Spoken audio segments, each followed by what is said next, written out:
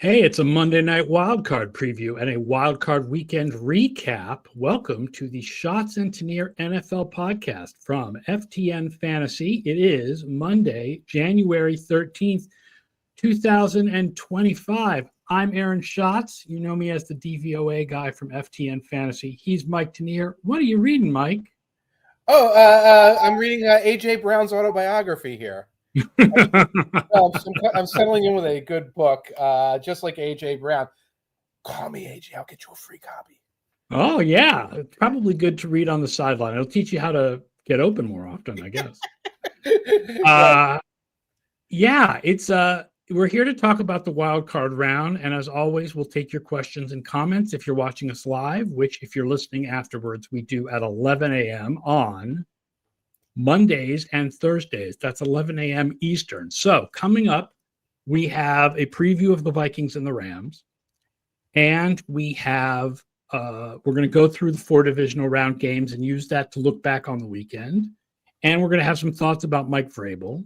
But first, I want to remind you that we are brought to you by Underdog Fantasy, the easiest place to play fantasy sports, the fastest growing fantasy app in the industry, and a place where I won just this weekend. I'd like to thank Nolan Smith for the sack. Underdog app is easy to use. All their weekly contests are back. It's playoff time. If you head to Underdog, you get a deposit match up to $1,000 when you sign up with code FTN, up to $1,000 extra. Code FTN. So there's no one better to celebrate the playoffs with than Underdog Fantasy. Michael Allen Brewer says, it is a refreshing change this season to talk about how good the rookie quarterback class has been.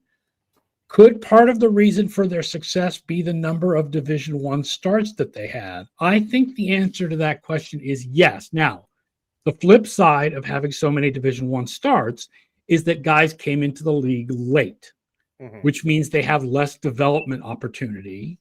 And you worry that they were taking advantage of kids that were 3 and 4 years younger than them in their final years. Yes. But it doesn't look like that's the case. As we've said numerous times, we don't really know anything about J.J. McCarthy at this point, but it's likely or certainly possible that all 6 quarterbacks from this year's first round will be at least league average, which is kind of amazing. Yeah, and when you look at it from a draft analysis perspective, everything is evolving quickly, and you can't use an 8-year-old, 10-year-old model of saying, oh, well, if he came into the league at 24 like Daniels, that means he was a man among boys or his developmental cycle is stunted. You can't think that anymore because, they're getting paid $4 million for their final season in college. Yeah, it's really amazing. The way that NIL has changed the last few years. First of all, COVID really messed things up. Oh, yes. And then NIL projecting players. I feel like all statistical projections of players now are difficult. Here's a good example. Playmaker score penalizes players for staying through their senior year. Yes. Because historically, almost all of the best wide receivers in the NFL came out as juniors. Right. What happens with NIL money now? Right. A marquee receiver might stay in for another year, make a couple million, $1 million. I don't know what a receiver makes. And then you're saying, oh, well, you stayed another year as if he needed more development, as opposed to just being like, well, this is a paycheck and a chance to win a national championship and, et cetera. So it is interesting. Camden Caps wants to know about Justin Herbert and our thoughts on Herbert. Let's save that until we get to talking about the Houston Texans and going through the divisional round games. But first, I want to get Mike's thoughts, and then I'll share my own on the first, I don't know, what do you call it, White Monday, which is the Patriots hiring a Bad. No bueno. Let's call it Bright Monday. How's that? Okay. So Mike Vrabel will be introduced as the new head coach of the Patriots today. The first thing is that they completely skirted the Rooney Rule and made the Rooney Rule look silly. And I don't know what to do about the Rooney Rule in cases where it's obvious who a team wants to hire. Right. Because you can't make a team hire a guy, and you can't make the interviews mean something. And the Patriots did the same thing last year, only they skirted the Rooney Rule to hire an African-American because Right. the whole point was that Gerard Mayo had it in his contract that he was the heir apparent. So, so that's the first thing is I don't know how to fix that. Do you have any thoughts on how to fix that? I don't have any thoughts on how to fix that except to stay the course. I think most teams are not going to be in this unique situation. I think that the draft picks that you get for hiring yes. Minorities are a better incentive to interview minorities than the Rooney Rule is. I still like them both in tandem. Now, by the way, the Rooney Rule wouldn't have applied necessarily to Mayo since he's a direct promotion. You can do it. Right. That's why it didn't apply. That's why they didn't have to interview other guys. Right. And I worry about the Rooney Rule. I mean, the draft pick compensation being something that teams wind up gaming, like bringing Antonio Pierce or Mayo in for a year, but to get draft picks. Although, again, you're giving somebody a CEO position for a year that has intrinsic value. It's also intrinsically something that is it's not something you mess around with normally. Right. And then neither Pierce nor Mayo gamed the system since they came from those teams. There was no draft pick compensation. That's right. There was nothing in those cases. Share your thoughts on the Mike Vrabel hiring, my friend. You mean Malibu Belichick this time with new hat? I'm trolling. I'm trolling with that. So I respect Vrabel's record and some of the things he did, but aren't you a little worried that this team has never done a real coaching search in the 21st century? Yes. Yeah. I will say that on one hand, I do believe that Vrabel is a different situation than some of the other Belichick toadies or Mayo, because the fact is he did go outside the Belichick tree to learn how to coach a little bit. And he has had experience as a head coach in Tennessee. So it's not like he's just some Belichick flunky who's never done it before. He has done it before. On the other hand, I wanted Ben Johnson. Yeah. And like you brought in a guy, this is a team that needs somebody to develop the offense. This is somebody who needs to have like a long-range vision. This needs to be a fresh start. They need an offensive-oriented, fresh start. And Ben Johnson would have been both the offensive-oriented and the fresh start. And also you could use somebody with a long-range personnel plan. And instead you got another variation on accountability and discipline and things like that, which aren't going to help a bunch of guys who can't be held accountable for the fact that they're not good. And, I get the outside of the Belichick tree boils down to 2 years at his alma mater. That's what it is for Vrabel. Let's be before he gets to say. Yeah, I mean, people feel like maybe he got in touch with the analytics community by doing a year in Cleveland this last year. But yeah, when he was in Houston, he was with Bill O'Brien, so that was Belichick tree. Mm-hmm. I mean, his time outside of the Belichick tree mostly consists of being a head coach on his own. Yeah, and that's significant. With people like Matt LaFleur as his offensive coordinator, who doesn't come out of the Belichick tree. Right. He does. And again, those were some good teams. I'll say this about those Tennessee Titans team. They went 54-45, made the playoffs 3 times in the AFC South. Guess who went 52-48 and made the playoffs 4 times in the AFC South? Was it the Houston Texans? It would be Bill O'Brien and the Houston Texans, your former offensive coordinator. And again, I'm being negative. I'm harping. Vrabel was impressive in a couple of those years. Obviously, LaFleur, reinvigorating Tannehill, some of that other stuff. I don't like the process. I don't like the lack of process. And I don't like the insular mentality of saying we're just doing a different version of the Patriots way, and we're almost using he spent 3 years in Tennessee or 6 years in Tennessee as cover for that. Head Checkers Pie says thoughts on the offensive coordinator being Josh McDaniels returning. Again, same thing. I would like to see, we've seen Vrabel work with someone off the Shanahan-McVay tree. I would like to see him work with someone else off the Shanahan-McVay tree and not just run it back with a bunch of expatriates. If McDaniels is in there, then everything I'm saying, I want to. Don't make Dante Hightower the defensive coordinator. Multiply this by 10. Bring back Joe Judge to run special teams. It sounds like WEI is running the team right now. Yeah. Let's get all of our favorite dudes back again, and it's going to work this time. Glenn Ordway as defensive coordinator. Yeah, it's not. I mean, yeah. Let's do something new, and I think the place to do something new can be the offensive coordinator position. Matthew Slater for special teams coordinator. That. Okay. At least he knows what he's doing, right?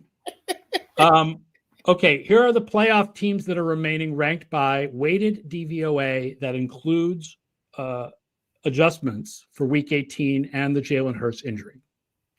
Number 9, we talked about this last week. The Vikings are the lowest team now that the Texans had the big game. Wow. Number 8, the Texans. Good game. 7, the Commanders. Yeah, good game. 6, the Rams. We'll see tonight. 5, the Chiefs. Yeah, so see you next week. 4, the Lions. Okay. 3, the Bills. Okay. 2, the Eagles. Ooh. I mean, I'm adjusting for her. As far as I'm concerned, their offense went way down in those weeks without Hurts. I think if you want to see what they're going to do going forward, you have to consider them without Hurts. You have to consider them with Hurts, only with Hurts. And then number tough, 1, the Ravens. And then the Ravens number 1. And that tough game against the Packers, that Packers defense has been playing extremely well down the stretch and played extremely well against the Eagles. And there was a little bit of a good on good there. I'm still disappointed with how the Eagles played. Yeah, I'm disappointed. Yeah, we'll talk about that in a little bit. But the passing game was not great. But yeah, the Packers defense played very well in that game. Yeah. Let's preview tonight first before we start running through the divisional round. So 14-3 Vikings at the 10-7 Rams. Vikings are favored by 2.5. Week 8, the Rams beat the Vikings 30-20. That was the game where Sam Darnold had that face mask in the end zone that was a safety, where he got face masked very, very egregiously. Mm-hmm. And where Puka Nacua announced he was playing like 2 hours before the game, and the Vikings were completely unprepared for him. Right. And he had 106 receiving yards. Demarcus Robinson had 2 touchdowns. Jefferson had 115 yards, while the rest of the Vikings combined for only 125. Mm-hmm. And then this is the other stat I'm going to give. Okay. In week 8, Matthew Stafford against the blitz, 13 of 15, 9.9 yards per reception, which was worth 83 DYAR. Puka Nacua was number 1 in the league in yards per route run against the blitz this year. And we know the Vikings love to blitz, and Stafford is the best quarterback in the league against the blitz, depending on your minimum number of attempts. Right. Believe it or not, if you make the minimum low enough, the best quarterback against the blitz this year was Aiden O'Connell. Oh, wow. That's great. You can take it pretty low. But, yeah, the Rams are great against the blitz, and the Vikings love to blitz. Uh-oh. And I went back and I was watching that game, that week 8 matchup between the Rams and the Vikings. And yeah, the Rams were doing kind of what they always do, but what they do is very good against the Vikings. They have those tight, constricted formations. So a lot of times you have 2 tight ends and or you've got Kupp or Puka like lined up like a tight end. So you create all of these gaps. You're bringing guys in motion. Now, if you're blitzing and you're trying to account for multiple gaps, all of a sudden, not only are these other places you have to go, but there's extra guys who can stay in the block.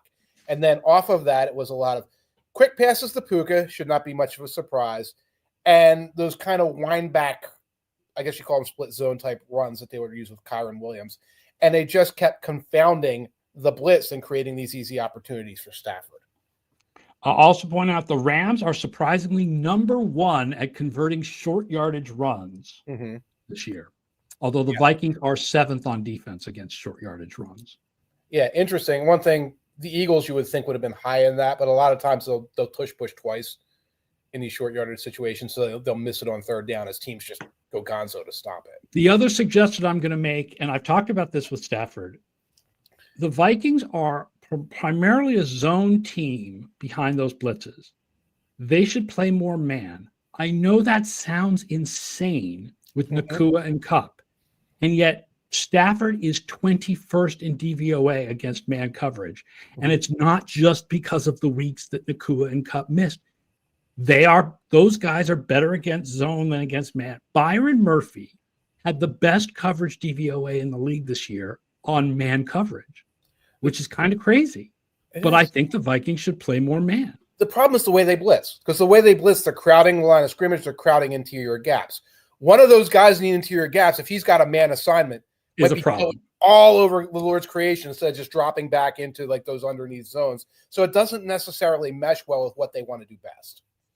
On the other side of the ball, the Rams were 29th against deep passes, and Sam Darnold led the league in value on deep passes. But to throw a deep pass, you have to stay upright, and they're weaker on the interior, and the Rams are very strong on the interior with Braden Fisk and Kobe Turner. Right. And they had Verse had some real success against Darnold. He was able to penetrate in that game, get a couple of sacks, a couple of pressures as well. One thing about that game, that former Vikings-Rams matchup, Vikings usually have a big penalty edge. We talked about the uncalled penalty. Vikings had a penalty problem in that game. They let the Rams off the hook with some defensive holds and things like that for first downs. And if you get a false start, if the Vikings start getting false starts and holds on early downs, it changes the complexion of their offense. They are so dedicated to staying in front of the sticks. Darnold is a little bit different on 1st and 20. You do see him start to get a little bit like old Darnold in those situations.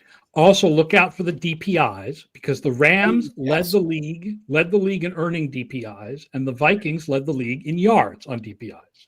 Uh-oh. So the Rams had the most, and the Vikings had the most yardage. Great penalty. Although I will say both defenses were average when it came to DP. It's not like one of these defenses commits a lot of DPI penalties. Right. The Vikings definitely did not. I will say Darnold's passing value went up in the second half of the year, and I thought it would be because he found Addison and Naylor more. Because doesn't it feel like you've heard more about Addison and Naylor in the second half of the year? Addison was hurt in the first couple games. It's because Hawkinson. It's Hawkinson. Hawkinson coming back is where the improvement is for Darnold. Hitchhiker Pie says, how DPI happy is the ref crew? I have stopped looking at officiating crews for the playoffs because they use all-star crews. Okay, good point. And so tracking the officiating crews during the regular season in order to figure out what they're going to call in the playoffs doesn't work, because if you're tracking by crew chief, he's got a completely different crew of guys in the playoffs. That's right. If it's the back judge or the field judge is calling some of these penalties, because I was going to go look it up, but you're right. Right. We would have to track the back judge on every next level. Scott Heron says, isn't DPI generally called less in the playoffs? I don't think it really is. I mean, it wasn't this week. It was called less. There have only been 3 DPIs so far this week, 2 of which were in Washington, Tampa Bay, but in general, I think it's called about the same amount in the playoffs. I can hear Mike Pereira in my ear now saying, "Don't think for a second. Don't you dare suggest that games are called differently. NFL games are all called the same way." They might swallow the whistles a little, but I don't have any data. And again, I didn't see. The line is Vikings -2.5, and of course, this game is in a neutral site because of the fires in Los Angeles, and I recommend everybody go and give a donation to charity. I happen to have a friend who lost her house, so we've been doing some money for her, but give a donation to the Red Cross, somewhere where you know it's going to go well. Even though DVOA says the Rams have been better than the Vikings in recent weeks, I don't know. I just kind of get this feeling like the Vikings are going to bounce back, and the Vikings are the favorite here. I think the Vikings are a better team. The Rams did not impress me, except for the Bills game. They obviously impressed me in the Bills game, but down the stretch, they didn't. And the Vikings remained impressive until, I guess, the second half of the loss to the Lions. And I think they're better balanced and a better overall team. Hitchhiker's Pie says the Rams might have a bigger home field advantage because there are so many Vikings fans in Los Angeles. There are a lot of Minnesota snowbirds in Arizona, too. Yeah. And I think that the crowd will be similar to what it would have been in Los Angeles. Yeah. And I don't want to speculate too much on that because it's beyond the scope of. Yeah, it seems a little tasteless. Yeah. This is only the second NFL playoff game to ever be moved, which is interesting. The first one was because I don't remember the name of the guy who owned the Redskins when they played in Boston, but he was a jerk and he didn't think he had enough of a Boston following, so they moved the game to New York. And the following season, he moved the team to Washington, and now they're the Commanders. That wasn't Kent Cook. It was Marshall. Marshall, yeah, whoever was. He's better left. The original owner of the Washington football team. Made Dan Snyder look like a great guy, if I remember correctly. Really did. Really did. All right. Let's give some initial thoughts on the divisional round here, which also allows us to go back through the wild card round. We'll go in chronological order. First, Saturday at 4:30, because of course it's Saturday at 4:30. The Houston Texans at the Chiefs. Chiefs are favored by 8. Texans had a huge game. It was the number 3 game of the year by DVOA. Wow. Justin Herbert was awful. Take a victory lap. Go ahead. Why would I take a victory? I've never said Justin Herbert was awful. I have just asserted that while he has the tools of a great quarterback and a potential to be a great quarterback, he has once again illustrated that he is demonstratively and inarguably not a great quarterback. Now, I'll say this to you. Not this bad, though. Huh? But This not is this really bad. bad. He's not this. It's like the pendulum swung the other way. And it was amazing to watch the worm turn. I was enjoying that on Saturday night as the internet started going after the Herbert hive with their spray cans. That was interesting. I'll say this, Aaron. Justin Herbert is shaping up to be the Archie Manning of our generation, where it's like, oh, it's this, it's that, and you don't understand his greatness, which means 40 years from now, people will be saying things like, Justin Herbert was the guy. If he had switched places with Patrick Mahomes or Josh Allen, he would have been the guy. 40 years from now, people will be saying that, and that's fine because I'll be dead. I guess that's true. Chiefs beat the Texans 27-19 a couple weeks ago. It was not really that close. Mahomes ended the game on the Texans 13, so the Chiefs easily could have scored again. Right. Tank Dell was 6 for 98 with a touchdown, and now there is no Tank Dell. I will also point out that daytime high is 29 degrees. Ooh, we'll have to keep that. So this will be Texans at Chiefs in cold. Not like last year cold, but cold. Like, I appreciate what the Texans defense did. Yeah. They played a fantastic game. Yeah. It was the best defensive DVOA of the year, other than the Broncos BS game against the Chiefs backups, which was nonsense. So this was the real best defensive game of the year.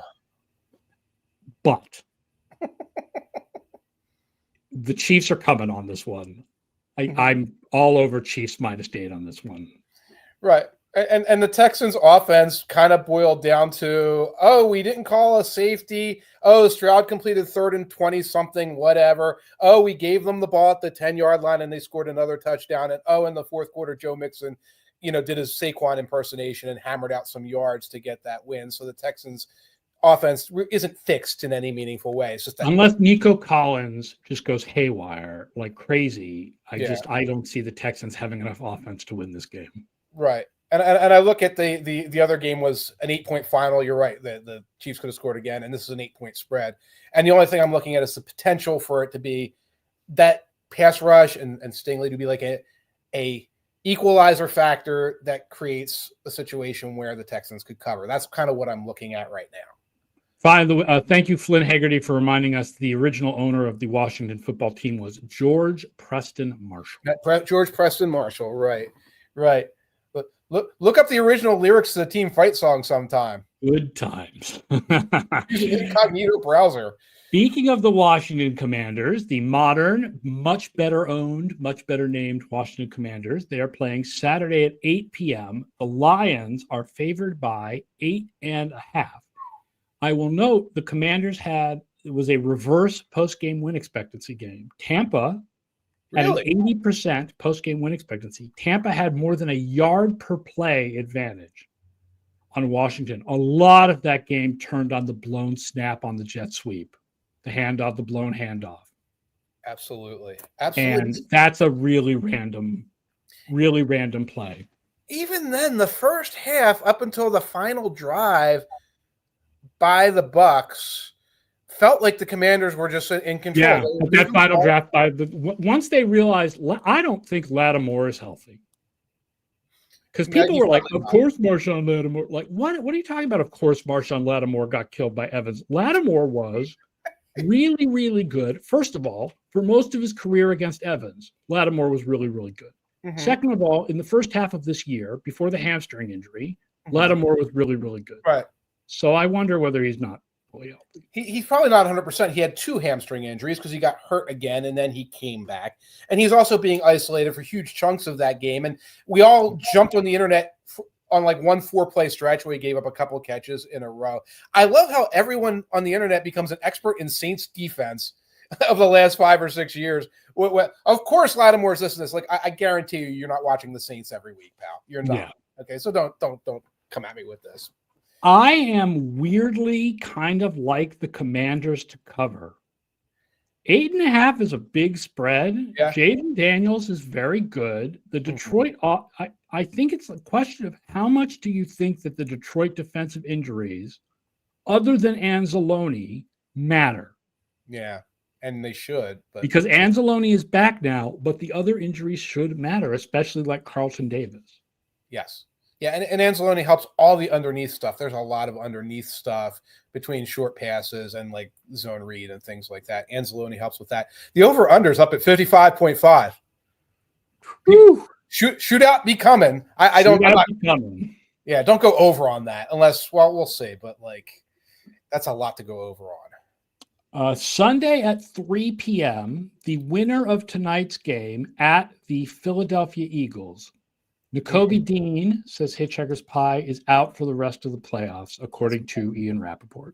That is a blow. You'll see. The look-ahead lines are either Eagles -3 against the Vikings or Eagles -6.5 against the Rams. Big spread against the Rams. Eagles beat the Rams pretty handily. Although that game felt a lot like the game they just played against the Packers. And the weather is going to be warmer than some of these other divisional games. It's 39 with a chance of possible rain. I just opened my window. You might be able to hear it. It's nice out here. Actually, it's like 35. I'm closing the window now. But yes, should be mild. We'll check that again on Thursday. Camden Cap says the Eagles are too much of a wagon. They are heading to Detroit. The Eagles are now our Super Bowl favorites. Wow. Because if you adjust for the Jalen Hurts missing games, they have the second highest weighted DVOA, and the Ravens and Bills have to play each other before they play the Chiefs. That's the reason why is because the Ravens and Bills have to play each other. It's probably going to be different in a week because the Ravens-Bills winner might be the favorite. Right. But I do like the Eagles. I think, we'll see what happens tonight with the Rams and the Vikings, but the Eagles are really good right now.